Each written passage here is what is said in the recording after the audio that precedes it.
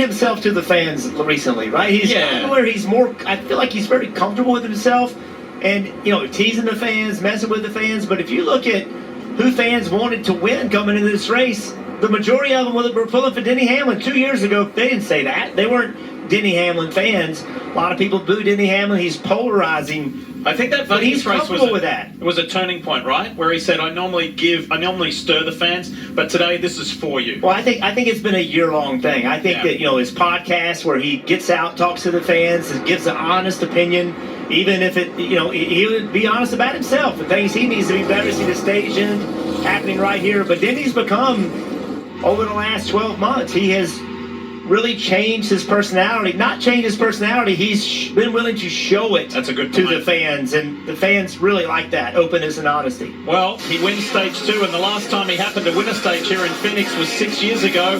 Guess what he did that day? He went on to win the race. That could be an omen for the driver of the 11th. Ethan, but what a great make for the 11 that those last 3 laps of the stage weren't under green. Dave. Chase Briscoe is still in this, pinning from 7th position. He ran the fastest lap of anyone with 4 to go in this stage. Air pressure adjustment for a car that's too free in 3 and 4, Parker. Kyle Larson said, I'm sorry, I don't know what to do.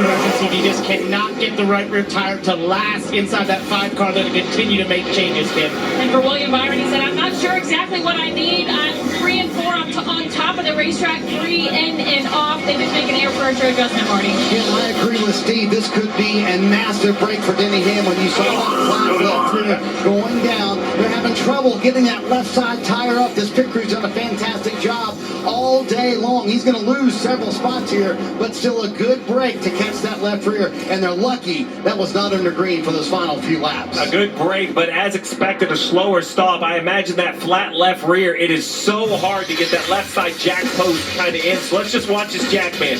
He's going to come around, try to get underneath there. So he ends up, it looks like it spit the jack out. He had to do it a second time with a second jack. That's pretty good, though. He had to. Being in the championship hunt, and he told me there is nothing better than going to victory lane at the last race of the season. We have no agenda except to win here today. He's been battling just a loose condition, just swinging the back on throttle. They did make a wedge adjustment. Crew chief Phil Surgeon told him, you will start this run tighter to make you better on the long run. Right now, Dave Chastain in that second position.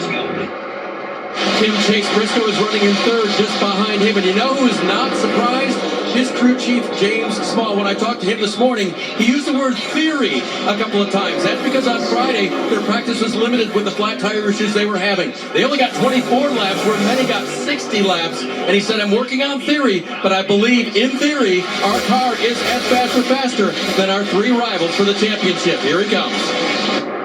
He runs 3rd. His teammate at JGR, Denny Hamlin, runs 7th at the moment. There's James watching on. James has got his brother who came over from Melbourne, Australia. He said, he's my good luck charm. Last time he was over, we won in Darlington. The bush light on board from Chastain. Big run by the 19. This will help that frustration that we saw out of James Small a minute ago because he couldn't get by the 1. Now the 1's going to fight back. Briscoe's just not messing around. He's like, this is my spot. Racing for a championship in his first year at Joe Gibbs Racing. This would be something special. Look at Briscoe running Chastain all the way out of the groove. Will it cost him a spot to the 12 car, though? Look, when Chase Briscoe got the opportunity to drive this 19 and take over from Martin Truex Jr., the Bass Pro Shops livery, he said, I almost couldn't believe it, to wear this race suit. It's famous, it's iconic. Johnny Morris, the man behind Bass Pro Shops, is here, yet again, watching. But this young guy has grown into this role. The beginning of the year was a little bit rough. He had to learn a whole lot of new people. J.D. Fry came over from Stewart Haas Racing as the car chief, and he had a familiar face there, but he had to learn a group of new people, new procedures, new engine manufacturer, different car, different team, and it took a while. But multiple wins, he's had the season of his life, the most pole positions of any driver, and now here he is, 104 laps to go to fight for a Cup Series title at his first opportunity being in the Championship 4. Yeah, and he hasn't been here all day. If just tuning in as he passes or stays ahead of Blaney for second. It was a flat tire running fifth on lap 106, right? He went all the way back outside the top 30. So you talk about the resilience of the year.